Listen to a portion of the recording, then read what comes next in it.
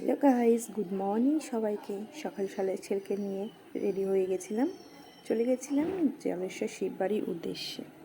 আমি বোন আর ছেলে, মা আর ছেলে গিয়ে টোটো দাঁড় করাতে ব্যস্ত। ছেলে আমার খুব ভালোবাসে গাড়ি ঘোড়া চড়তে।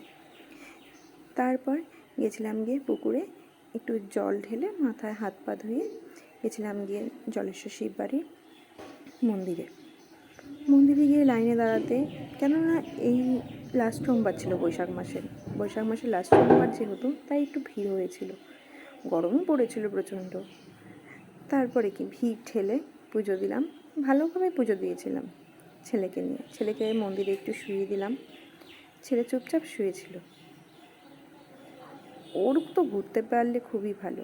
তারপর গেছিলাম গিয়ে কালী মন্দিরে পুজো দিয়ে তারপরে ধূপকাঠি মোমবাতি দেখালাম। ধূপকাঠি মোমবাতি দেখিয়ে, যেহেতু ছেলেকে নিয়ে এসেছি তো, তাই একটু তাড়াহুড়ো করে বাড়িতেও আসতে হবে।